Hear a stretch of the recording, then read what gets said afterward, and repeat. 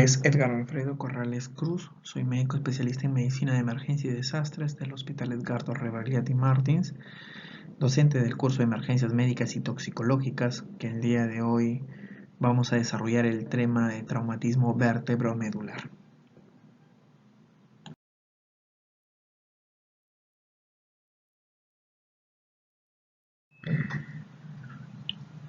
El traumatismo vértebro-medular, o TBM, como dice sus siglas, es la injuria a la médula espinal que resulta en un cambio, ya sea permanente, parcial, temporal, en la función normal, ya sea esta sensitiva, ya sea motora, o de la expresión autonómica que conlleva la médula espinal.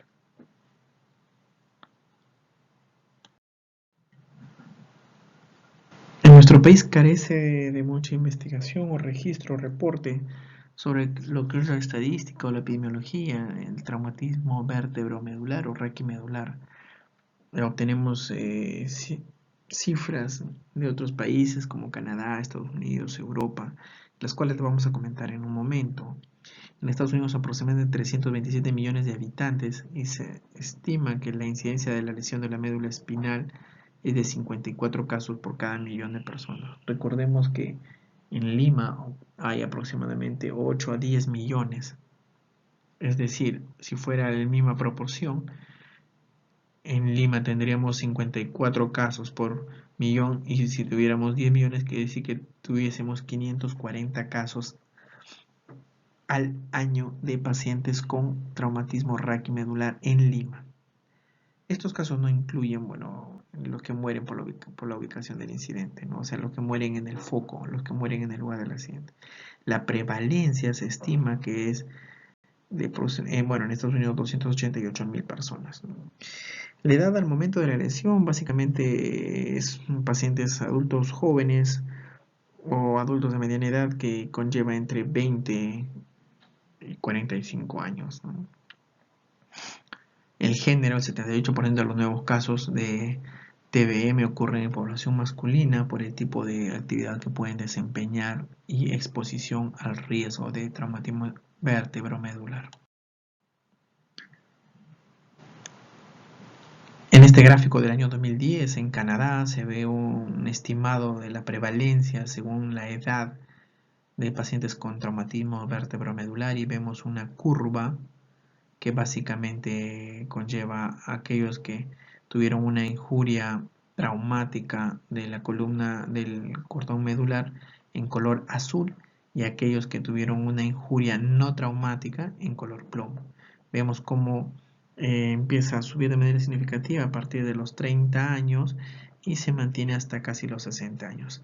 Ambos extremos de la vida tienen una mayor prevalencia de injuria cerebral, de injuria raquimedular.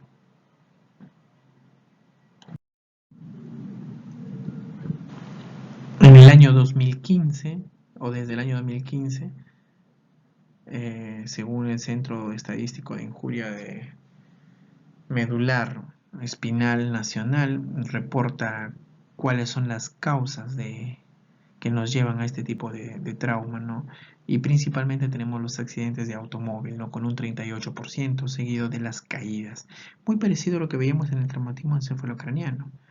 Las violencias le siguen con 13.8%, los deportes incluso, y los traumas médicos o quirúrgicos con un 4% aproximadamente.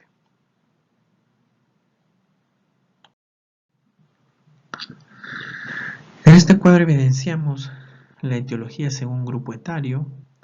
Vemos que en el grupo etario de 0 a 5 años básicamente el tema del transporte logra ser uno de los más frecuentes.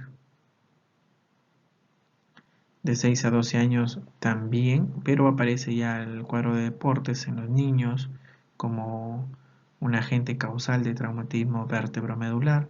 En el grupo de adolescentes o jóvenes vemos que los deportes cobran mayor importancia y disminuye un poco el tema del transporte o las caídas.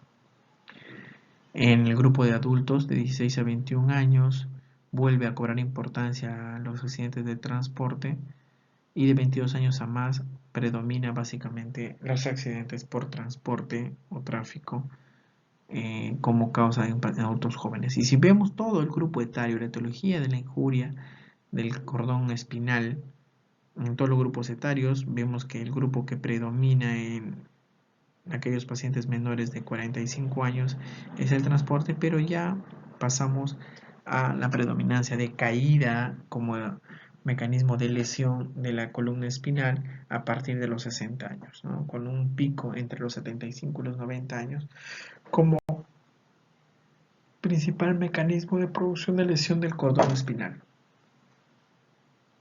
Estos datos han sido obtenidos de la Organización Mundial de la Salud en el año 2013.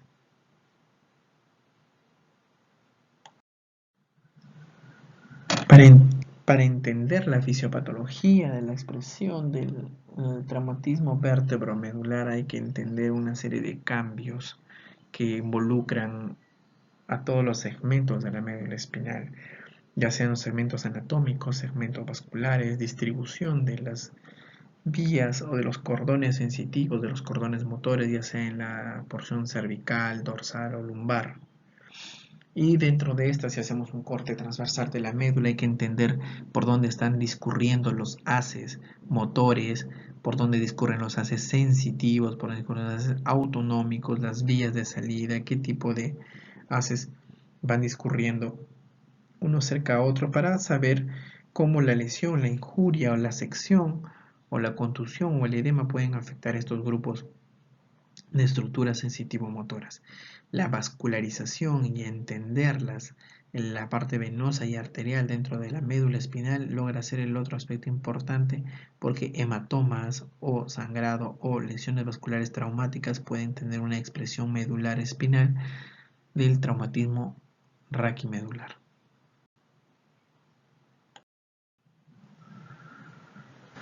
En lo que respecta a la fisiopatología y lo que tiene que ver cómo es la participación de los elementos formes de la sangre, básicamente tienen que ver los monocitos, los neutrófilos, los cuales van a ocasionar un tipo de lesión endotelial y el rodamiento de moléculas como la selectina, las moléculas de adhesión a la pared del endotelio van a ocasionar forados, aumentando la permeabilidad, la hemorragia y la infiltración de glóbulos rojos al tejido medular.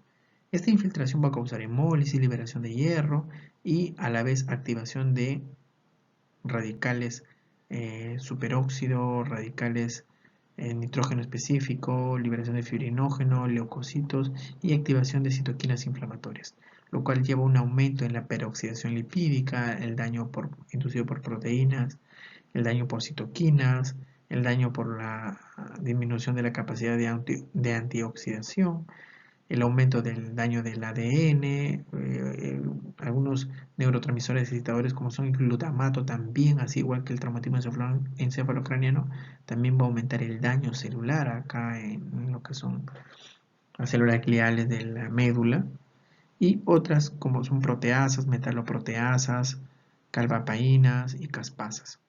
Las células dañadas básicamente van a tener rol acá como son los astrocitos, la microglia, el macrófago, el neutrófilo y el neusófilo van a inducir el daño celular, ¿no? Son sustratos antiinflamatorios de leucocitos y de células gliales que van a estar involucrados en la injuria, en la limitación y la recuperación del daño inflamatorio.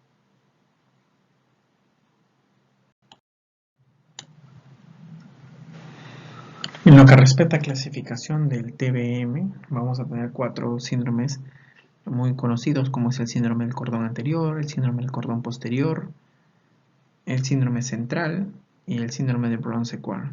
El síndrome central de afectación medular central está producido por la afectación de las estructuras centrales o paracentrales medulares por lesiones intraxiales tanto de la hematomielia o el trauma, como son las lesiones inducidas por contusión o por aplastamiento o incluso por desaceleración. Cuando la lesión se sitúa a nivel cervical o de la unión cérvico-torácica, se manifiesta por una paresia flácida bilateral y atrofia en extremidades superiores.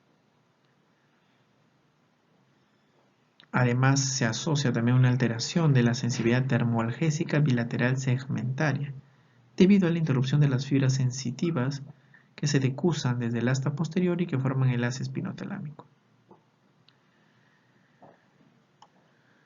Dentro de estas existen el síndrome del asta anterior, el asta combinada anterior y piramidal, pero que no conllevan mucha importancia en la narración de lo que es el traumatismo vértebro-medular. Cuando hablamos de el síndrome de hemisección medular o el síndrome de Bronze-Quar, la presentación completa del síndrome es muy, pero muy rara. Habitualmente suele manifestarse como formas incompletas. Es más frecuente en las lesiones agudas traumáticas. La afectación aguda de la vía piramidal del lado de la lesión suele manifestarse como una paresia ipsilateral debajo del nivel de la lesión.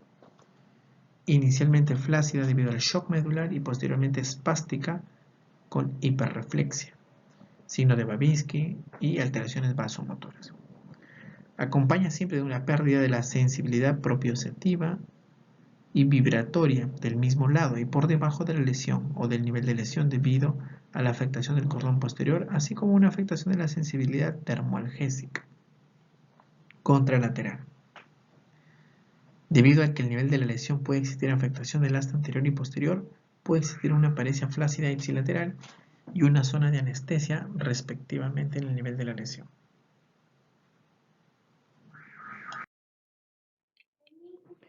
El síndrome de cordón anterior es una lesión incompleta de la médula espinal. Por debajo de la lesión, la función motora, la sensación de dolor y la sensación de la temperatura se pierde. Sin embargo, el tacto o la propiocepción, que es el sentido de la posición en el espacio, y la sensibilidad a la vibración permanecen intactos. El síndrome medular central o síndrome de cordón central es una forma de lesión medular incompleta caracterizada por la disfuncionalidad en brazos y manos y una mayor funcionalidad en las piernas. Es algo parecido a una paraplegia inversa, ya que los brazos y manos quedan paralizados mientras que las extremidades inferiores funcionan correctamente. Por eso se dice que es una paraplegia inversa. Habitualmente el daño se produce en el segmento cervical o en partes altas de la región torácica de la médula espinal, ya sea por un traumatismo de desaceleración o de caída, o de un traumatismo con objeto contundente en la región del cuello o de la parte superior o cefálica del segmento torácico. A veces también puede estar asociado a isquemias, hemorragias postraumáticas o necrosis evolutivas dentro del TBM. Este síndrome también puede aparecer durante la recuperación de un choque espinal debido a un prolongado edema alrededor o cerca de las vértebras, causando presión en la médula. Los síntomas pueden ser permanentes o pasajeros. El síndrome de cordón posterior es una lesión que afecta a la sensibilidad del tacto fino y a la propiocepción ipsilateral, también llamada disociación tavética. Fue descrita porque en la enfermedad de la sífilis esto era muy frecuente y también se veía en el déficit de vitamina B12, que afectaba las vías largas de la conducción. La afectación del cordón posterior condiciona en un paciente un tipo de marcha llamada marcha tavética o taconeante, porque el paciente carece de la sensibilidad propioceptiva, es decir, desconoce la posición de sus articulaciones, anda adelantando los talones y buscando referencias visuales para no caerse. Tiene el signo de Romber positivo, refiere un dolor lancinante en los miembros inferiores cuando se da este tipo de traumatismo vertebromedular. El no menos conocido síndrome de Bronze-Quar o hemisección medular es un cuadro raro. Generalmente, si es seguido de un TBM, o sea, antecedido de un traumatismo vertebromedular, es más raro aún. Afecta a la función motora de un lado de la médula espinal, produciendo parálisis de un lado y anestesia del otro lado. Hay pérdida de la función motora, como les dije, y la sensibilidad del lado opuesto.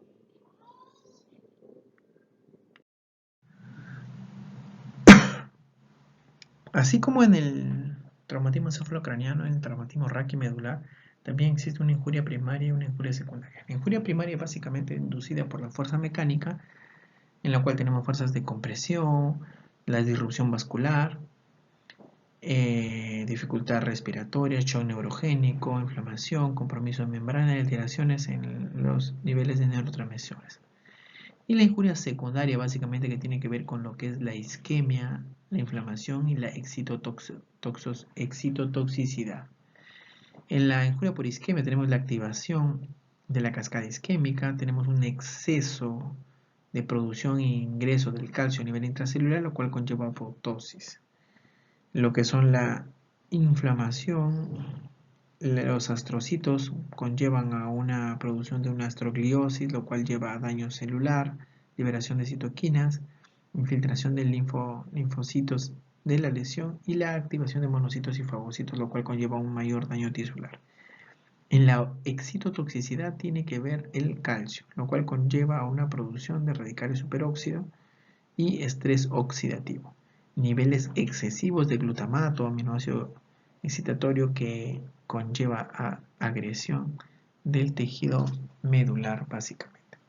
Por último, la apoptosis logra ser una vía final común para estas células y se deviene en daño neuronal de la parte raquimedular. Las manifestaciones clínicas van a depender básicamente del nivel de lesión.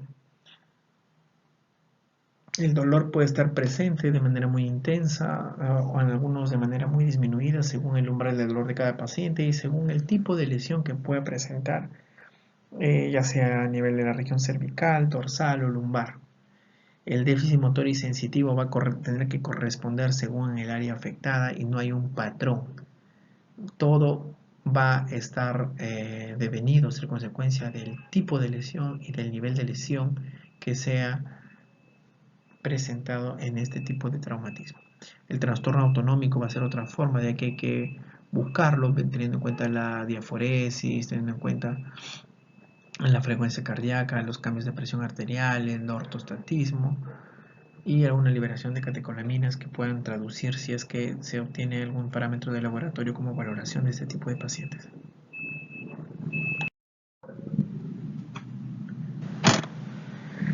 Los exámenes auxiliares en pacientes con traumatismo raquimedular o TBM básicamente involucran hacer un examen de gasometría arterial por el tipo de valoración de la ventilación. Recuerden que una de las formas de complicación de estos pacientes en la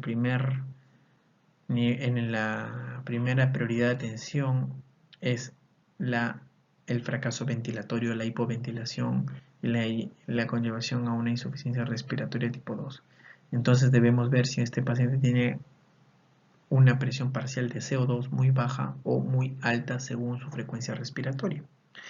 De igual manera acá valoramos el pH y el bicarbonato para poder hacer una evolución marcada de ese tipo de cuadros.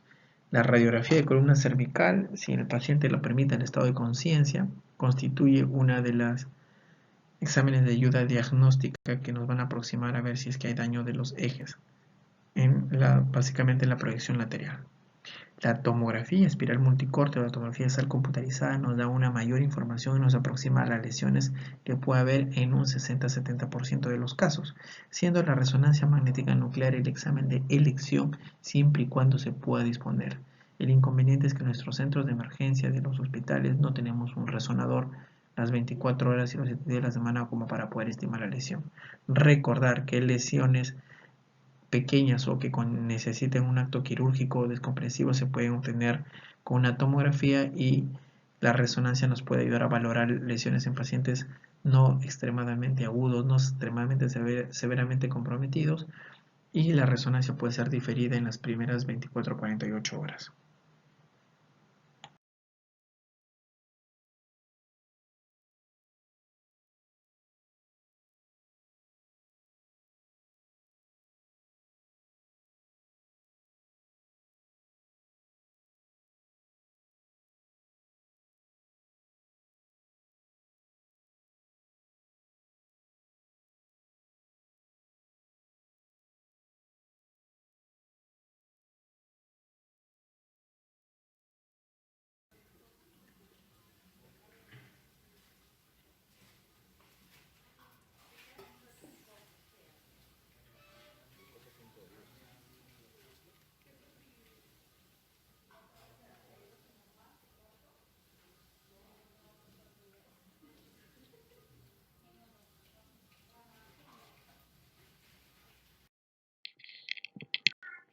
En estas dos imágenes que nos ilustran el espectro del traumatismo vértebro-medular, tenemos la del lado izquierdo, que es una resonancia, y la del lado derecho es una imagen captada por una tomografía espiral multicorte en versión sagital, y la otra es, la del lado derecho es sagital y la otra es transversal.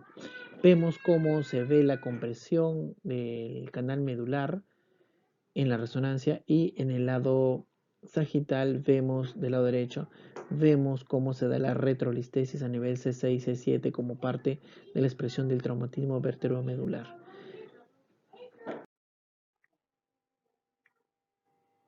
En estas imágenes de resonancia magnética, el segmento cervical de la columna espinal, podemos ver cómo la lesión de la retrolistesis a nivel de C6, C7 comprime de manera significativa el canal medular y torna a esta médula totalmente vulnerable y expuesta a que presente alguno de los síndromes antes mencionados, ya sea una hemisección medular, bronce quad, ya sea un cordón posterior o anterior, como puede darse en este caso.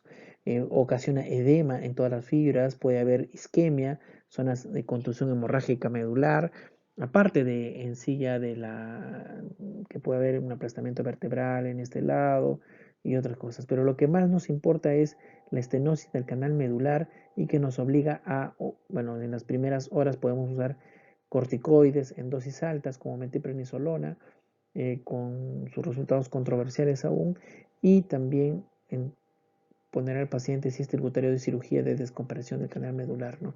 Para evitar que el daño sea permanente.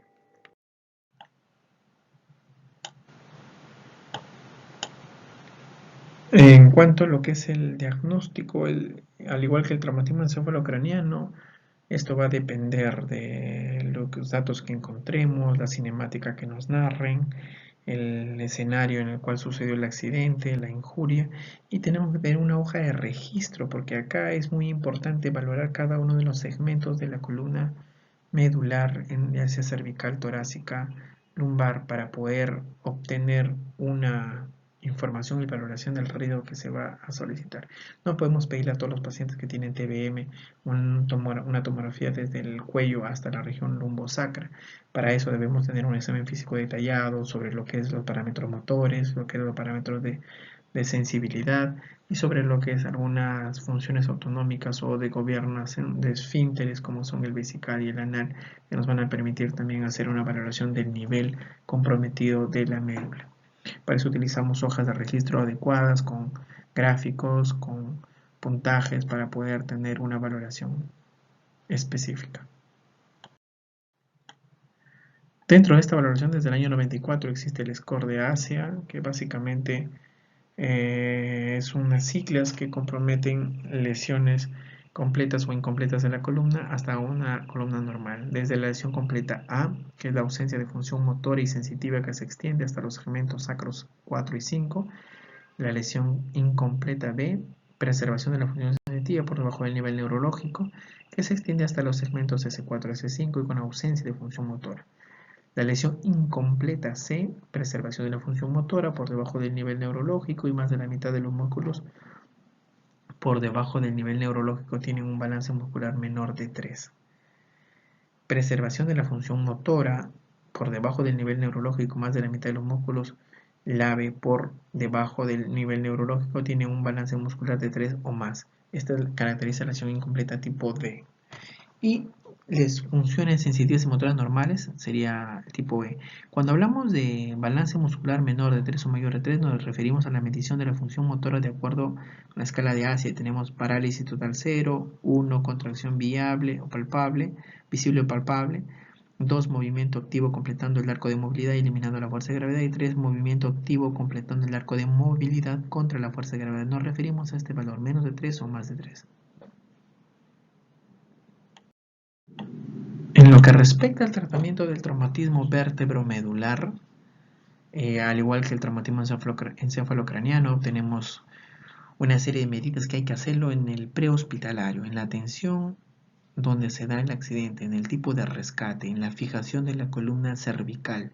Aprender a fijarlo incluso antes de extricarlo al paciente, ya sea de una zona confinada, ya sea de un vehículo aplastado, o ya sea de una zona con un acceso un poco limitado. Esta fijación de la columna cervical, o sea, de toda la parte espinal, ya sea con un back case o con collarines o con tacos laterales, se debe dar antes de iniciar la movilización. Porque si uno sospecha por la cinemática o por los hallazgos del paciente que tiene un traumatismo raquimedular y lo transportamos sin haberlo fijado totalmente esta columna, podemos empeorar el daño, empeorar el edema medular, empeorar la sección y obtendremos un peor pronóstico de recuperación. El transporte se debe dar de manera oportuna a aquellos centros en los cuales cuentan con un tomógrafo espiral multicórtico, un neurocirujano para que haga la valoración respectiva. Estos pacientes deberían ser referidos de primera intención a hospitales nivel 4, o sea, a Probabilidad de Almenara, 2 de Mayo, Carrión, Loaiza. El triaje en este centro hospitalario nos va a ser de gran importancia para catalogar la prioridad de atención y hacer que este paciente se encuentre en un shock medular o choque espinal o tenga lesiones asociadas del trauma fuera de la columna raquimedular que conlleven a una atención inmediata. Si no es así, se valorarán las prioridades 2 o 3 con la involucrada a la participación del neurocirujano de guardia. El manejo hospitalario va a radicar básicamente como todos los medios de los pacientes graves, o ver la vía aérea, ver la parte de ventilación mecánica, o valorar el CO2 para ver el compromiso ventilatorio de los músculos intercostales y rescatar del shock. Estos pacientes van a ser un shock distributivo, es un shock medular, las lesiones asociadas hay que corregirlas y uno de los parámetros terapéuticos que siempre ha estado en controversia desde hace muchos años es el uso de corticosteroides en altas dosis. Desde el año 83 es que se viene dando los estudios en lo que es intervención con corticosteroides. Este tipo de corticosteroides en altas dosis ha logrado no tener ningún efecto benéfico, incluso en las primeras 8 horas. Son más los efectos colaterales, los cuales el paciente empieza a presentar y empeorar su evolución del cuadro. La medicina basada en evidencias no logra recomendar la metilprednisolona en infusión en 8 horas ni en 48 horas y los beneficios de sobrevivencia o disminución de la mortalidad no han mejorado. El tratamiento quirúrgico va a depender de las lesiones que se puedan objetivar en la tomografía espiral multicorte o en la resonancia magnética nuclear para poder entrar a cirugías descompresivas o en cirugías de evacuación de hematomas. Aún así, la recuperación de la función motora o función sensitiva no está garantizada y va a depender del momento. Mientras más temprana sea la cirugía, es mucho mejor. Va a depender del grado de sospecha, del grado de evacuación a un centro que tenga una neuroimagen oportuna y a un acceso inmediato a un centro, a un quirófano con un neurocirujano. Por eso que estos pacientes deben ir a centros de nivel 4 y no a hospitales desconcentrados de la red.